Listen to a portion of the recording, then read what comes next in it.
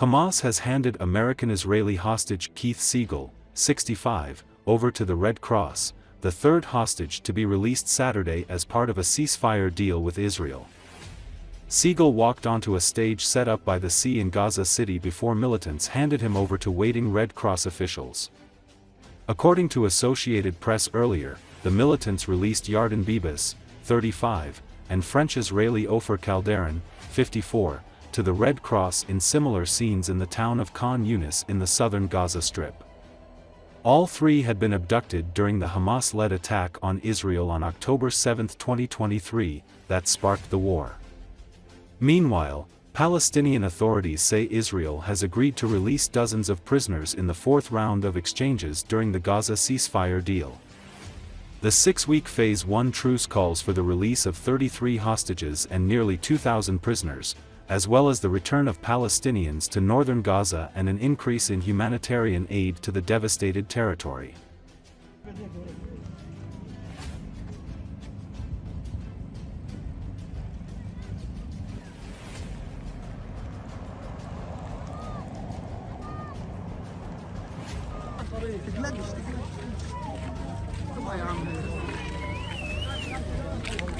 إلنا سنة ونص بنشتغل نفس الشغلانة ونتكاتل بس.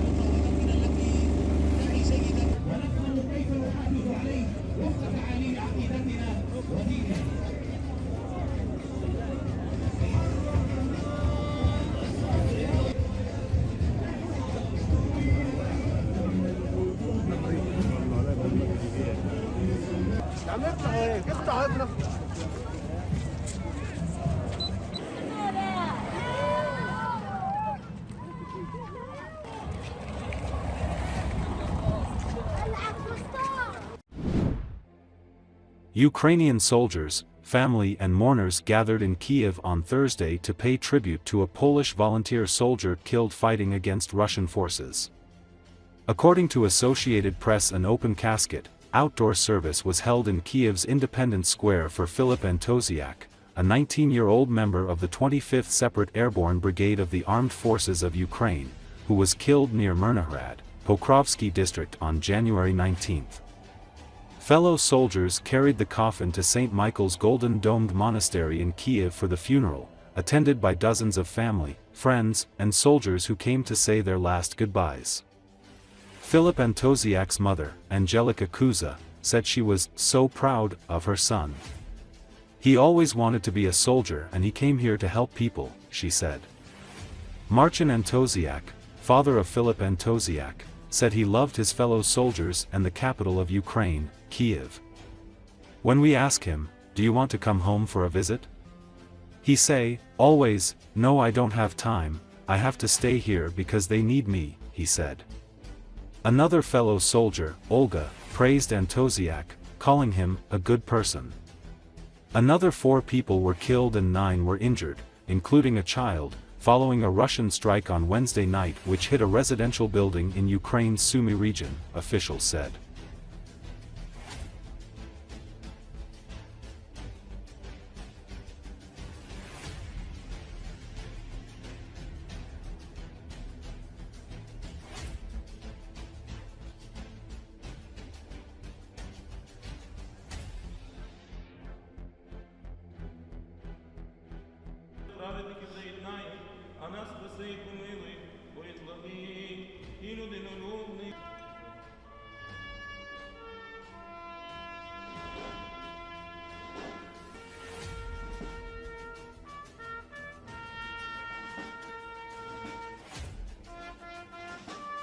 I'm so proud of him.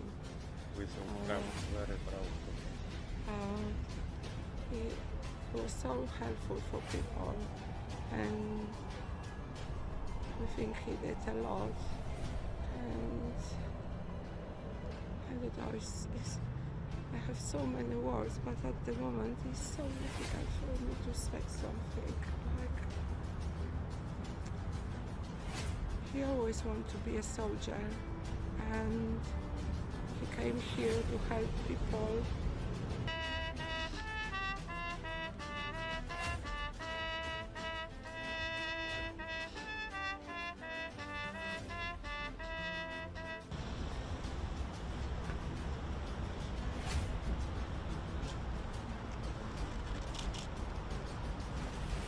He loved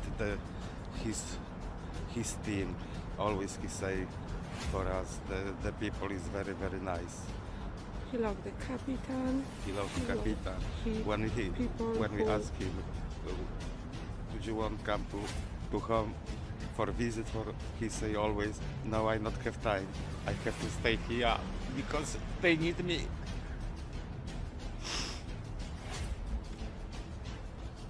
Philip was very, very good person.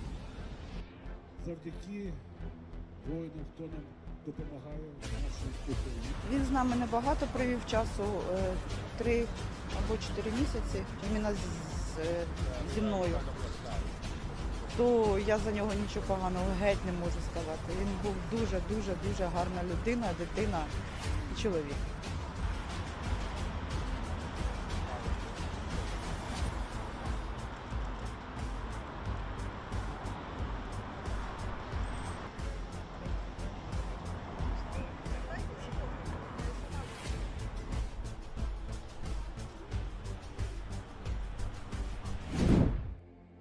Ukrainian President Volodymyr Zelensky said that 9 people were killed in a Russian Shahid drone strike on the northeastern city of Sumy. According to Associated Press speaking during his nightly video address, Zelensky said, "This is already Russia's hallmark, destroying the lives of many families, the entire home." He added that Russia must be forced into peace. Earlier Thursday, officials said a Russian drone blasted a hole in an apartment building in northeastern Ukraine during a nighttime attack. The Shahid drone blew out a wall and surrounding windows in the building in Sumy, a major city, just after 1 a.m., the Sumy Regional Administration said. 4 people were rescued from the rubble, and a child was among the wounded, it said, adding that 120 people were evacuated. Among the dead were 3 older married couples, Sumy Regional Prosecutor's Office said. The regional administration announced 2 days of mourning in the city. Щогодини оновлення ситуації в Сумах. Там досі тривають роботи на місці влучання російського шахеду. Звичайний житловий будинок зруйновано. 9 людей убито. Мої співчуття всім рідним. 13 людей постраждали, і серед них дитина. Усім надається необхідна допомога. Це вже типовий почерк Росії – зруйнувати життя багатьох родин, цілого дому. І кожен такий російський удар потребує відповіді світу.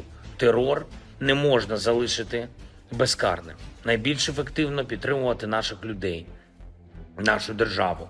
Зберігати тиск на Росію, не піддаватись московським маніпуляціям, чи то політичним, чи то в медіа. Треба примушувати Росію до миру тільки там причина війни. Вона в Росії.